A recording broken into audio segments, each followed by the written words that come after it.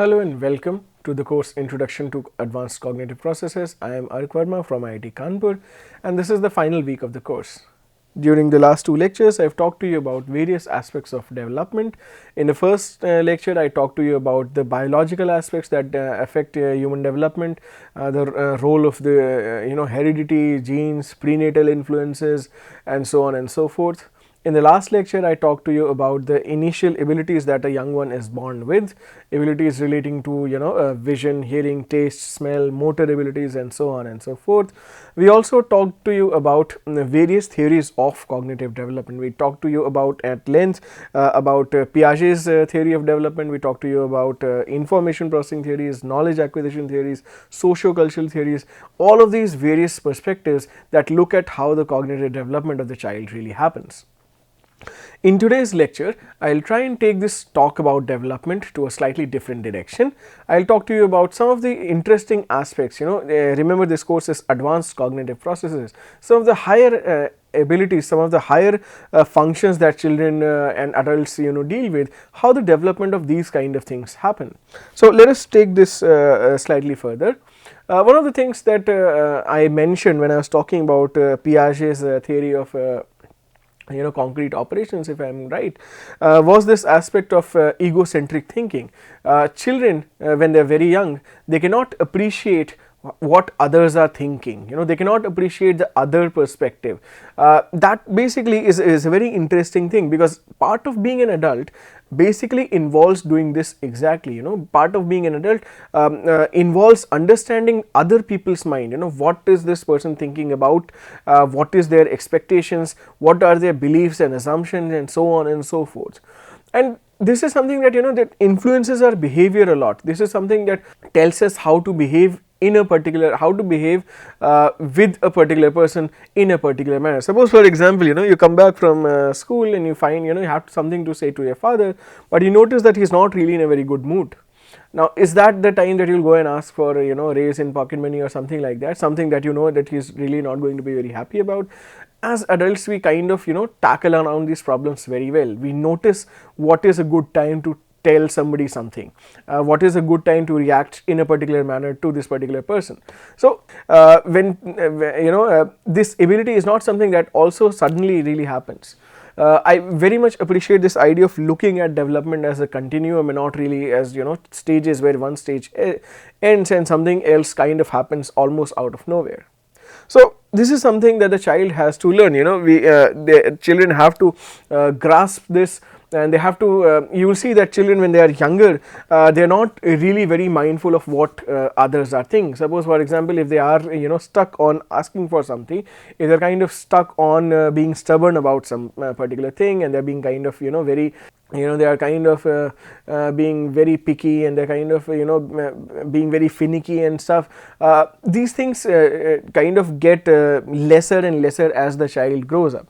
And earlier, when these things will be happening, irrespective of whatever the mood of the parent is, you will see that even if children have to be stubborn and they have to be asked about something incessantly, they will wait for the right time. They will automatically grasp that, okay, today it's not a great time to talk to the father, it's not a great thing to talk to the mother about.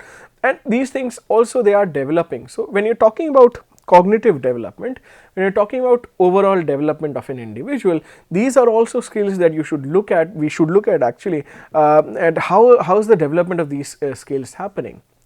Part of all of what I was just talking about comes under this bigger concept of theory of mind. Another term for this is this aspect of metacognition. We occasionally reflect on our thinking process as well by evaluating what we would do in a particular situation, or wondering how we could have been believing in something that was not correct. So we are also looking at ourselves in some sense. So that is referred to as metacognition. So these two things, metacognition and theory of mind, and they are kind of very related concepts, is also psychologists have been interested in looking at how are these theories developing, how does the child start appreciating somebody else's point of view, perspective, so on and so forth. So researchers basically have attempted to study the child's knowledge about these basic mental states such as desires, percepts, beliefs, knowledge, thoughts, intentions, feelings, etc. And they have been doing this by devising very innovative experiments, very highly ingenious experiments. One of the experiments, in one of a very interesting experiment, basically an experimenter basically he is holding a box, and this candy box has pictures of candy on it, and then he shows this box to this 5-year-old kid, and he asks the kid that, okay, what does this box contain? And the kid basically looks at the box, and he just says that, okay, that box must contain candy. Now the interesting thing happens, when the after the answer is got, the child is asked to look inside the box, and to the child's surprise, the child discovers that, okay, the box has crayons instead of candy. Now then the experimenter asks, okay, now you know that there is crayons here but not candy. How do you think the other person, this other friend of yours, who I have not really shown what is inside here, what would he think that is there in this box? So the child answers, candy. Now what happens is, so I mean, just hold on with this one. Now what happens is, the experimenter tries the same procedure with a 3-year-old kid. So the first first two questions have been asked to 5-year-old kids. Now what the experimenter does is, okay, let me do this with a 3-year-old kid. Same question, same kind of procedure. The first answer is again candy, but when you ask the child that the second question, what will the other person think that is there in this thing, now that you know that there are crayons? So the child kind of answers that, no, I think the other person will also think that there are crayons. What is happening here? If you kind of pause it and think here, what is happening is that the preschooler, the 3-year-old child, has not really developed this ability to fully understand that other people also have minds and thoughts which are different from their own, because the child was shown the crayon, and the child kind of now cannot really check whether it's not conscious of the fact that the other person has not really seen that there are crayons here, and they will think based on the picture and based on the box that it is candy here. Because the child knows that now I know that there are crayons here, the child also believes that the other person also knows that there are crayons in this box. So this is something the child needs to grasp, and the child needs to develop and master over the course of time. So Basch and Velma, basically they did this experiment in 1995. They basically argued that the developmental sequence of things like metacognition theory of mind basically has 3 steps. What are the 3 steps?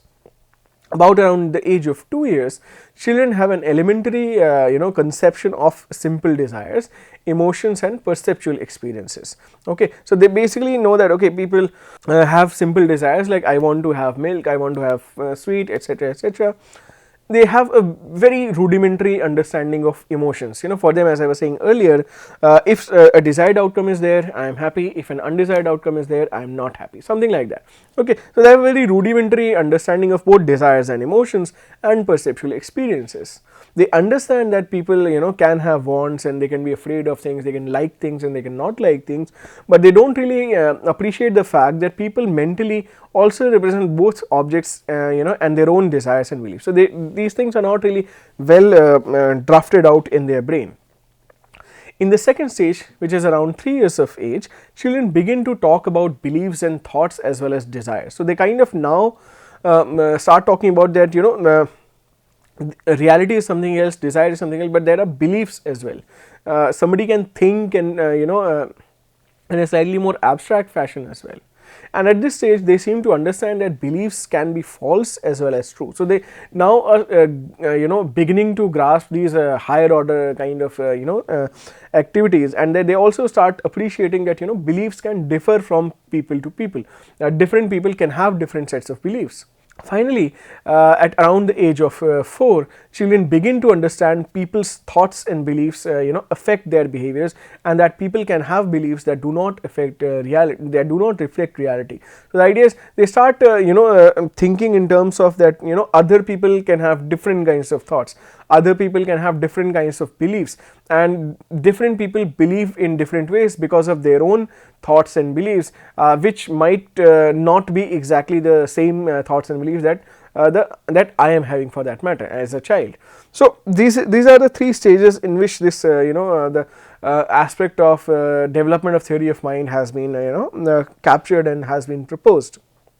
Now, one of the major implications, one of the major applications, let us say, of the theory of mind research is in understanding the experiences of autistic individuals. Now, you might have heard of autism. It's a serious disorder in which children seem unresponsive, to others, and they tend to have a significant problem in communicating with others, building social, relationships and those kind of things.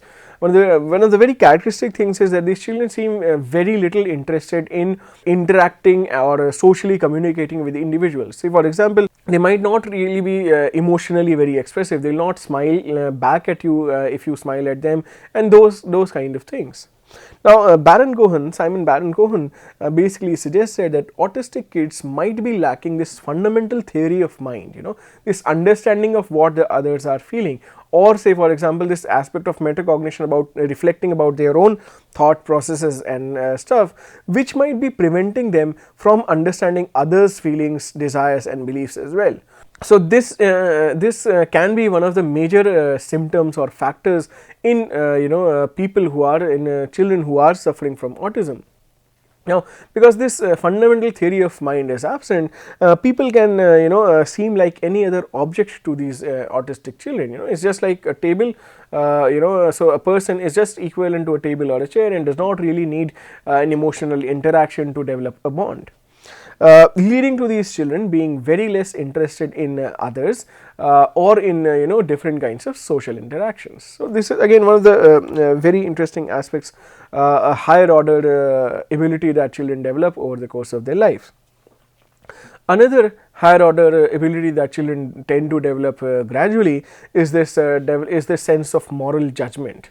So Piaget was not only interested in cognitive development, but he was also interested in children's moral judgment as well. How does the child appreciate good and bad? How does the child differentiate from what is right and what is wrong? Their understanding of moral rules. What is right? Is there an absolute thing that is right or wrong, or these are social conventions? There are ways in which societies expect you to behave. There are conventions that we follow.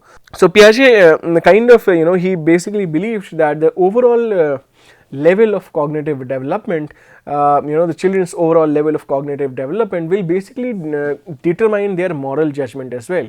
So it's a bit like saying that people in the formal operational stage have better moral understanding as compared to children who are in the concrete or pre-operational stages as well. So those kind of things. Now, on the basis of the observations that Piaget made, he used to observe a lot of kids and spend a lot of time with them, observing their minute activities. So, on the basis of the observations that Piaget made, he proposed that children's understandings of rules develops in 4 stages.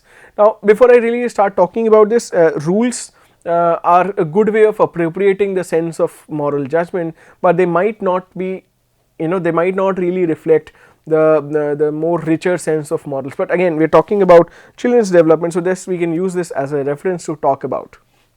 Now, the first stage Piaget suggests is happens around the pre-operational period, wherein the child follows a set of private idiosyncratic rules. I like this seems right to me, I will do this.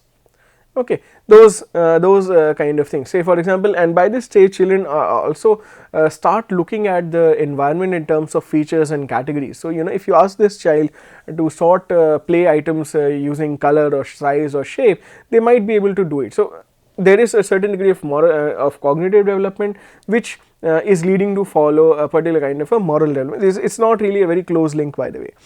In the second stage, which is happening around 5 years, the child develops a sense of obligation to follow rules. Given the kind of environment and society children are brought up in, the child starts to think that this is a rule and this must be followed. Okay, the child starts treating these rules as absolute moral imperatives handed down by some authority. So my mother has said this, I will follow this verbatim and 100 times out of 100, or my teacher has told me that this has to happen and I have to follow this 100 times out of 100. So this is So their understanding of rules is rigid in some sense, but it kind of reflects a degree of a lack of understanding as well. I mean, we can kind of we might be mixing this some things up here.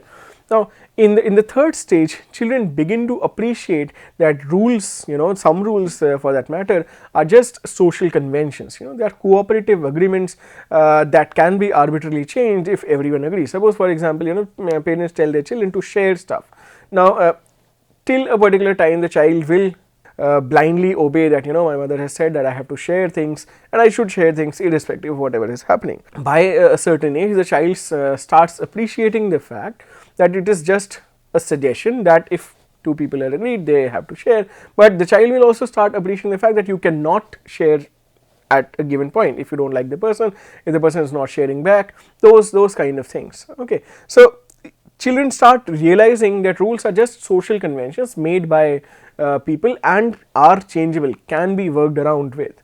Okay, their moral realism also declines. Earlier, rules are treated as permanent and not subjected to modification. In the second stage, by this stage, their moral realism also kind of starts declining. They will start taking into account other and more sophisticated, more richer factors. For example, their moral, they will when talking about moral judgments, when talking about deciding punishments as well, etc. Children in this stage start taking into account things like intentions, and the consequences and those kind of stuff. For example, in the second stage, if somebody has broken a rule, he deserves a punishment. You spoke in the class, you broke something, you're not supposed to break this, so now that you've broken this, you have to get this quantum of punishment. Again, that's kind of given by sources of authority. By this third stage, what Piaget says is that children start taking into account things like, okay, he did not intend to break it, so he does not deserve the punishment even though something is broken and the rule is violated. So this is how basically this is really panning out. Now the final and the fourth stage, youngsters start showing an interest. Now I am talking about adolescents and young adults by this time. Youngsters start showing an interest in generating rules to deal with situations they have never encountered. Okay, so they have kind of now figured out how the moral thing of the how the moral fabric of the word is working, and they kind of also generating rules and principles for sometimes situations that they have not really encountered themselves even. This stage is characterized by an ideological code of moral reasoning. I believe in these ideals and my reasoning would work according to these ideals. Okay, addressing wider social issues, say for example, people should be kind to everybody, you should not treat animals badly, all those kind of things, and these broad ideological codes start showing in and this children start youngsters start using them in their personal and interpersonal situations very liberally across the board. Suppose, say for example, a young adult is smitten by a particular kind of ideology, or they starts following a particular kind of idol, then those kind of things they will start appropriating in different situations. Now there are other theories of moral development as well. For example, Kohlberg has done a lot of work on moral development in children, and he basically extends the work by Piaget. Typically what he did was he started giving children moral dilemmas to solve. We've talked about personal moral dilemmas earlier. He would give problems to children. Say for example, if there is a child whose mother is sick, and the child goes to the medicine shop, he does not really have enough money to buy the medicine, so the child steals the medicine, brings that medicine and gives it to his mother. Now has he done a right thing or a wrong thing? If I ask this question to children of different ages, I would expect to get a different kind of response, and on the basis of the kind of response that is got, Kohlberg divided the development of children or development of moral reasoning into 3 levels, which have kind of 6 stages. So I will not really go into a lot of detail, but I will just tell you how the 3 levels work. So the first level is pre-conventional morality. So pre-conventional morality is basically characterized by orientation towards punishment. You obey rule to avoid punishment, you disobey, as soon as you disobey you deserve a punishment, things like that. The second stage is that orientation has to be rewarding. People conform to particular kinds of instruction, to particular kinds of modes of thought, to obtain rewards and to have favors returned. Say for example, if I believe this, if I agree with you here, I expect you to agree to me at a different point in time. Then comes conventional morality. Conventional morality basically has this good boy, good girl kind of orientation. If I follow this moral code, I will be considered as a good boy by my teachers, by my parents, by my friends, etc., etc. Okay, so the child is basically confirming, he's not really understanding the moral code as yet, but he's just confirming that, okay, if I have 6 ticks in these columns, then I am considered a good boy, and I'll take every effort to not tick any of these columns. So this is something. And the fourth stage here, which is part of the second level, basically is about authority orientation. So children will basically, or this stage basically talks about upholding laws and social rules to avoid censure of the authorities, and feelings of guilt about not doing one's duty are also can be experienced. So I am doing whatever I am doing because my father has said this. If I don't do it, then I will probably be in trouble, or if I am doing this because my teachers have said this, my school principal has said this, if I am not doing this, I might land up with punishment. So this is the pre-conventional morality, and then is the conventional morality, which generally the society kind of tends to follow at large. Now the third is the post-conventional morality, and this is when you're talking about when children have achieved a certain degree of motivation, certain degree of maturity. So then they kind of start looking at things as, the social contract orientation is there. Actions are guided by principles commonly agreed on as essential to the public welfare, and these principles are basically upheld to retain the respect of peers and thus also self-respect. So now you're doing something. Now you're not hurting animals, because it's not like somebody will punish you, but it's because you want to be seen as a kind person. So you are aspiring to that a personal goal of kindness, and that's why you're not doing it. Nobody is forcing, there's nobody looking at you, there's no punishment reward looming on your head, but the fact is you're doing certain things so that you kind of obey a sort of a social contract, and the social contract is basically something that is in the larger good of the society. So those kind of things. Finally, there is this ethical principle orientation. Again, kind of there are things that are overlapping here. Actions guided by self-chosen ethical principles, which usually value justice, dignity, equality, and the principles are held to avoid self-condemnation. I will feel very bad if I don't do it. I will feel have this code of conduct. Suppose, or say for example, people start looking at themselves as having X, Y, Z characteristics. This is my code of conduct. This is what I think should be done. This is what I think should not be done. My personal code of conduct says I should not teach. I should not cheat. I should not lie. I should not hurt others. So whatever I am going to do is going to be governed by this set of rules. So personal. So self-condemnation needs to be avoided.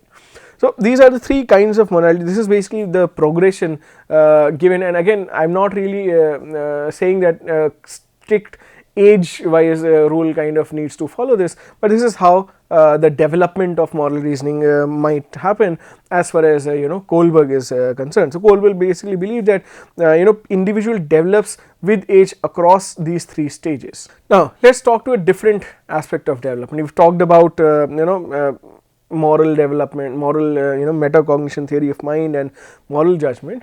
Let us talk a little bit about the emotional development part of the individual. Now emotional development basically also has aspects of nature and nurture.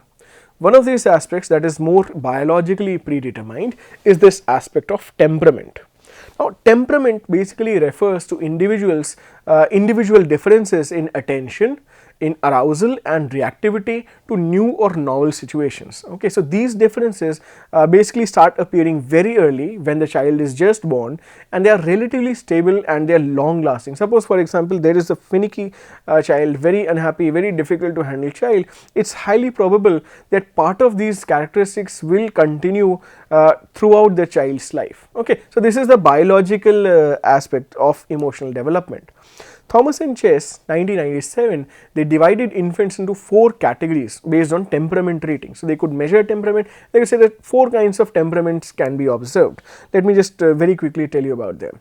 Easy babies are happy and cheerful babies. They have regular sleeping and eating habits. They adapt very quickly to new situations, and they basically form around 40% of the sample. Now again, I am talking about the sample is US based. Okay, so these studies are basically conducted in the US. This is about 40% of the sample that they have in mind.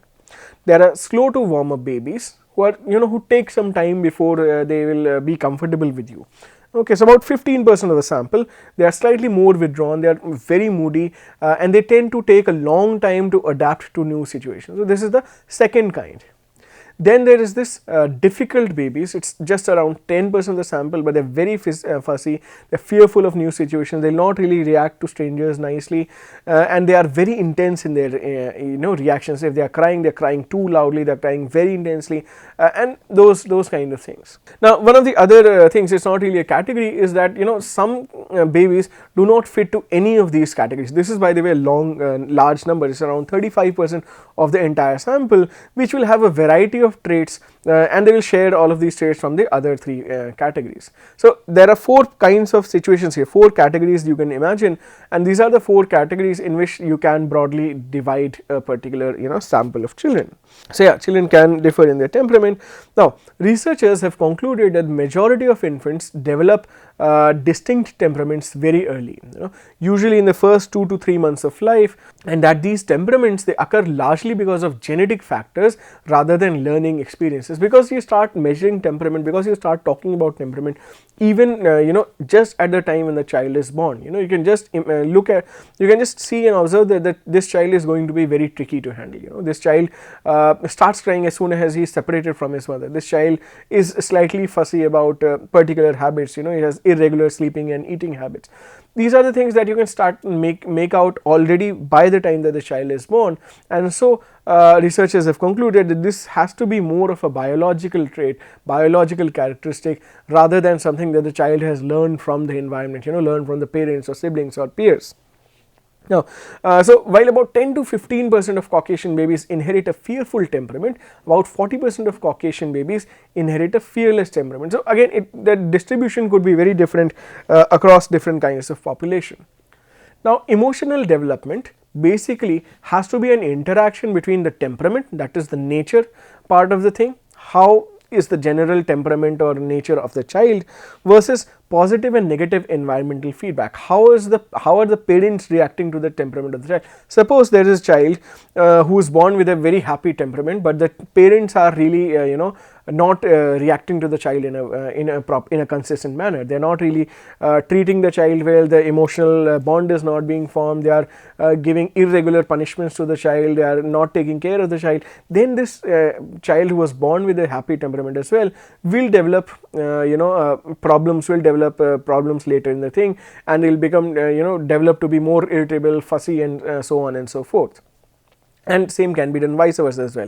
Even if the child has a very fussy temperament, but if the child is brought up well and the parents have taken care of having the child very comfortable, inculcating that kind of confidence and trust in the child, encouraging the child to do his own things, then maybe that part, that initial temperament factor can be kind of slightly moderated or nullified in some sense. So emotional development has to be a combination of the nature and the nurture parts. We'll kind of talk about this a bit more now. One of the other aspects very early in the child's lifespan is the kind of attachment that the child develops to the immediate caregivers, parents, and people around the child. Attachment basically refers to a very close, a very fundamental emotional bond that the child develops with his or her parents or caregivers. And attachment basically, kind of or absence of attachment, or you can actually look at the kind of attachment by measuring a particular concept called separation anxiety.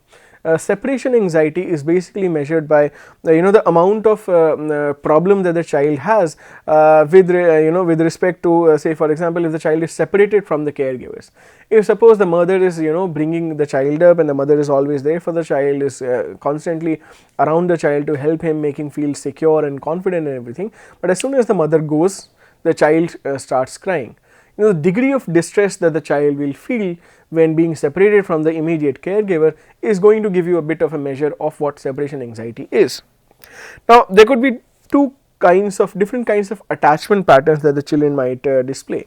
The first is secure attachment. So, secure attachment is basically characteristic of infants who use their parents as a safe home, as a safe base from which they can wander off and explore their environment. So, the child is kind of confident that the mother or the father will take care of the child, and because they are here, they are somewhere around, and I have this feeling that they are looking over me, I will explore the environment, be very confident because I know nothing bad is going to happen, explore the environment and come back.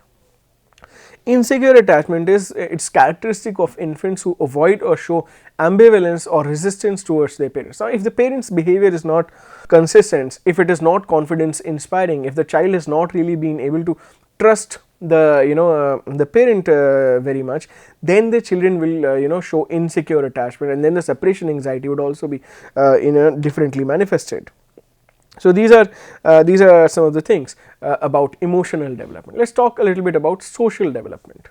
Now, social development, when I am talking to you, is basically social development refers to how a person develops a sense of self or identity. See, individuals do not come into this world all alone, and this world does not leave them alone as well.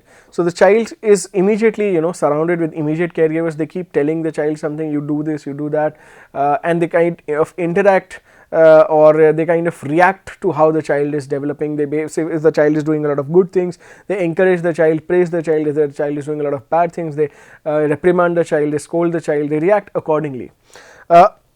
Given this interaction between the biology and the environment, a person develops a sense of self or identity. I am this person, this is what my moral code is, this is what my ideological code is, this is what I should do, these are my abilities, this is what I want to become. All those kind of things, all of this kind of gets included in the development of self or identity. The relationship that the person is going to have with others, friends, peers, parents, and the kind of social skills that the person is going to develop. All of these personal interactions, all of this forms the social development thing. I am going to talk about a few theories of social development. One of the very dominant old popular theories of social development was put forward by Sigmund Freud. Sigmund Freud basically talks about development, social development in terms of psychosexual stages. So, psychosexual stages is basically that because Freud believed that the social development has a lot to do with the sexual development of the child, and the sexual development of the child has consequences for the psychological characteristics or the psychological makeup of the child. So, that is the link he is trying to make. The psychosexual stages are 5 different developmental periods during which the individual seeks pleasure from different areas of the body that are associated with sexual feelings, and this interaction that ends up accumulating the social and personality development aspects of the child. Suppose the first stage is the oral stage. First 18 months of life, pleasure seeking zone is centered around the mouth. If the child does not receive adequate gratification in this period, adequate pleasure is not gained, then the child tends to get fixated in this period, and say for example, again Freud kind of goes on to say that these people will tend to become smokers later. Again, I do not really attach a lot of scientific importance to these things, but again this is theory which has been given, is one of the dominant theories, so we can talk about it a little bit. Anal stage, 18 to 16 months of age, pleasure zone is centered around the anus, and it basically has to do with the functions of elimination. Freud says if toilet training etc. is not done properly, if the conflict at this stage is not resolved properly, children would tend to develop particular kinds of personality, obsessive traits and those kind of things. Then there is phallic stage, 36 to 72 months, pleasure seeking zone is around the genitals. Things like the Electra complex, Oedipus complex are kind of here, that the child is competing with the parents of the same sex. That kind of conflict is there, and the way these conflicts are resolved will have a great bearing on how the child turns out to be.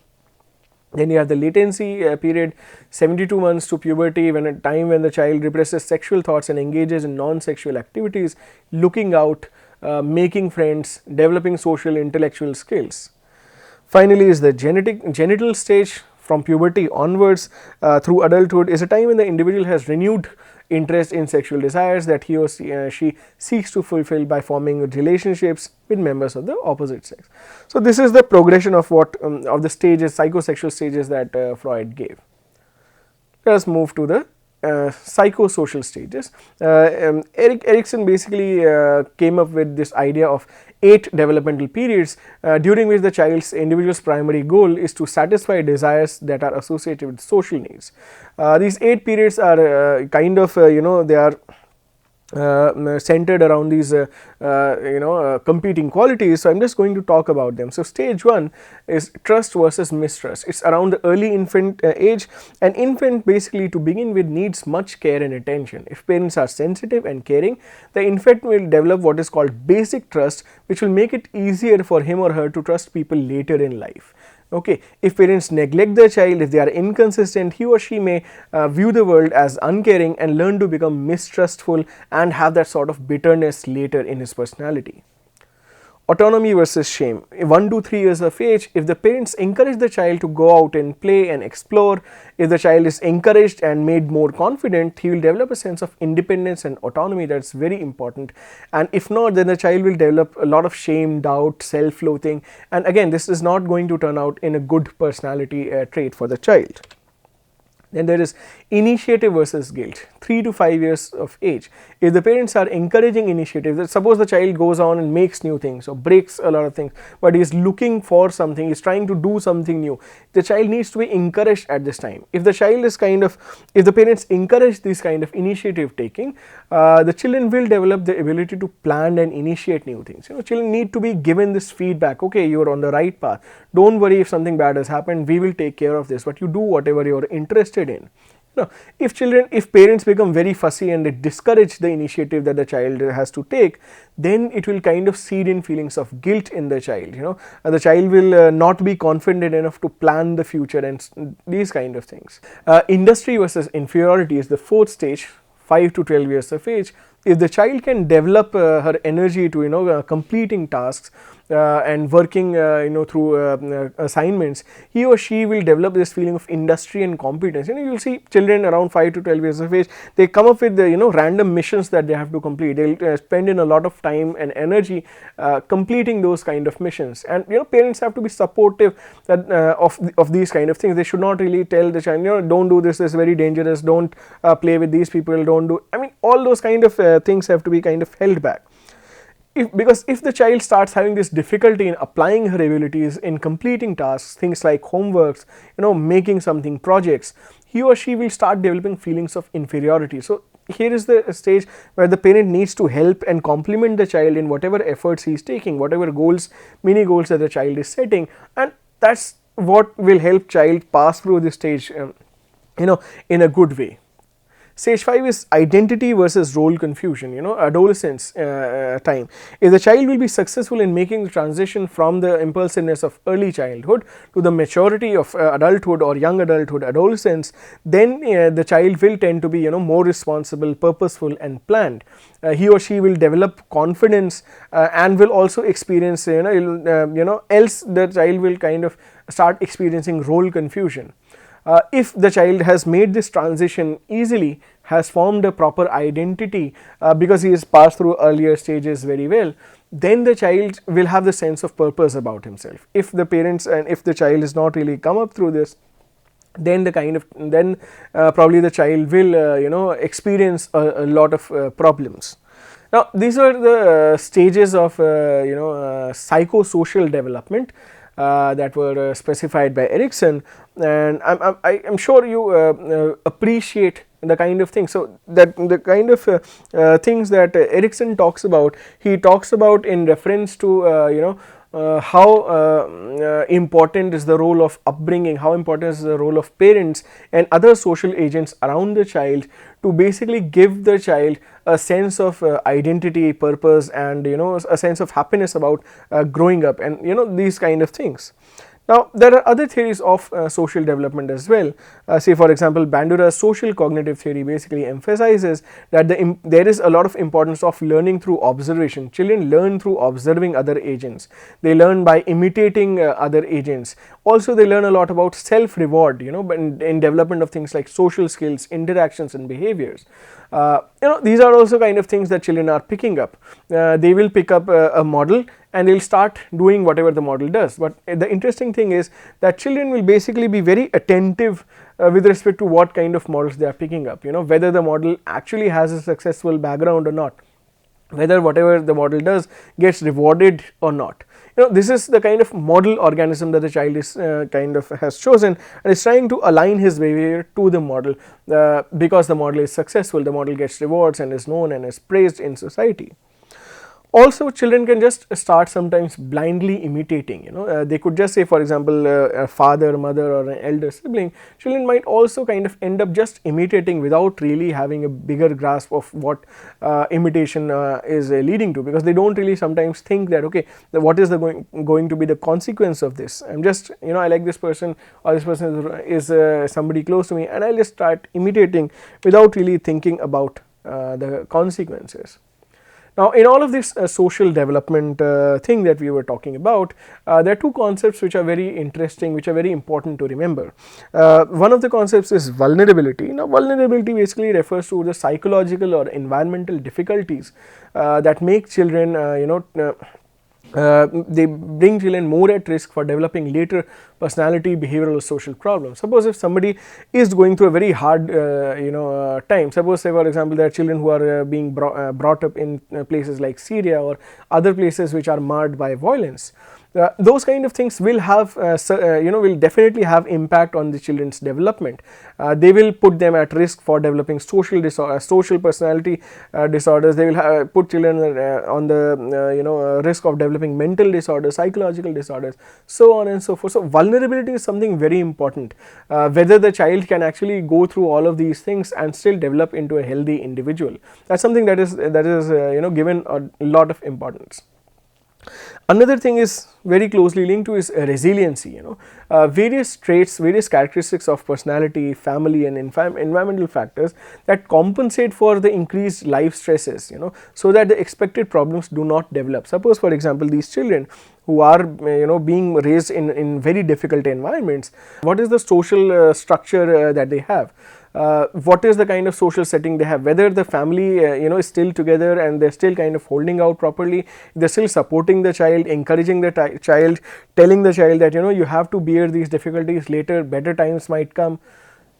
These kind of things are linked to the child getting this resiliency, and these are the children who will probably bear these difficulties and kind of later develop into healthy individuals. Now, two other concepts are very important when you talk about social development. One is gender identity and the other is gender roles. Now, there are two different things. Gender identity basically refers to the individual's experience of being a male or a female. How do people react to you? What are the things that you can do as as you are a male or a female? What is your experience of being a male or female? What are the things that naturally are coming to you? That's at the individual level, whether you feel like a male or a female, those kind of things. Gender roles on the other hand are traditional or stereotypical behaviors and attitudes and personality traits that parents or society, peers at large expect us to conform to, because we are male and female.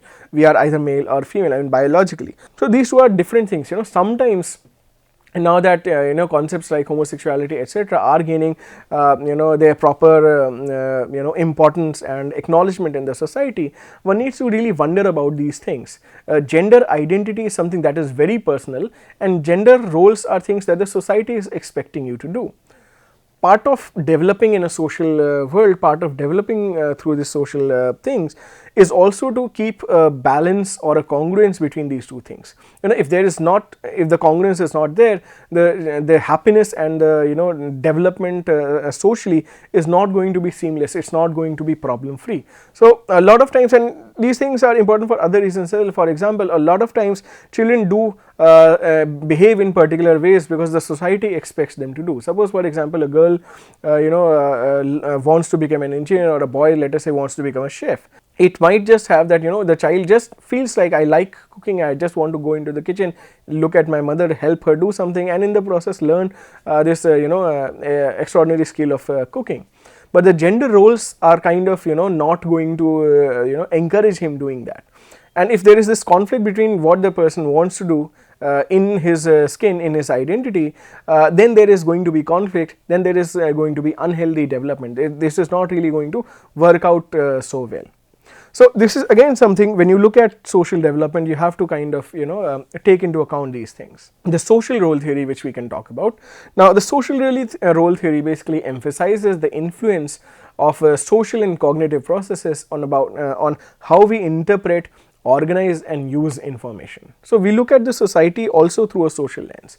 We look at society, say for example, if you apply this theory to gender roles, it says that mothers, fathers, teachers, grandparents, etc., they expect and respond to and reward different behaviors in boys and girls. And as I was saying, so the child who's just who's in biology is a boy or a girl, is just kind of reacting to, it's getting reinforced to commit certain kinds of behaviors because they are encouraged by the caregivers, because they are encouraged by immediate people around them.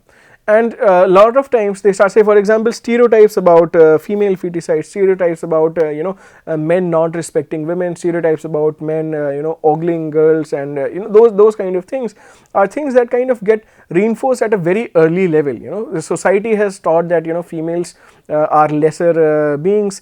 You would have probably, people would have seen in their families that sisters are given less importance, brothers are given more importance, their work is to do household chores, and being a boy, my work is to do something else. These are the things that the society is imposing, and what happens is that these are the things that are kind of getting entrenched in the way the child is looking at the world. So he will probably at the end of the day not know any other way to look at information in a particular way. So he does not really, he's not really developed that openness, he's not really developed that perspective that this is probably wrong and this should not be done, or there are other ways of living and behaving which are contrary to these kind of things. So this is something very important when you're talking about how social roles influence a person's development. Now finally there is this cognitive development theory. The cognitive development theory, again I am still talking about social development, it says that children develop mental skills and they interact with their environments in particular ways, and that they learn one set of rules for male behaviors and one set of rules for female behaviors. Again, just complementing this whole idea of gender identity and gender roles, it says that it's not only social roles that are being imposed, it's again, as I was saying, the cognitively you start understanding things as given. Cognitively you start understanding that this is a given. Okay, this is how a boy should behave, this is how a girl should behave, and this is a given. This is basically how my reasoning tells me that I should behave. Not really only social role, but mentally, cognitively, I have just started seeing the world in this, in these glasses. So all of these kind of things, things we've been talking about, Freud's psychosexual stages, or Erikson's psychosocial stages, or if you look at Bandura's social cognitive theory, all of these things kind of tell us that this is what I was referring to when I was talking about the nature versus nurture part. Nature part, biological development, etc., was one story. This is an entirely different story, and this is a story that is influenced and kind of affected a lot by starting from immediate caregivers, the parents, then to slightly larger families, relatives, etc., and then to the society at large. So this is basically what the nature and nurture question kind of leads us to. So this is all from me about development. We've talked about biological, social development, we've talked about cognitive development as well. In the next lecture onwards, I'll probably take one of the very important cases from the cognitive development profile. I'll talk to you about memory and stuff, and how memory develops during the lifespan of the individual. Thank you.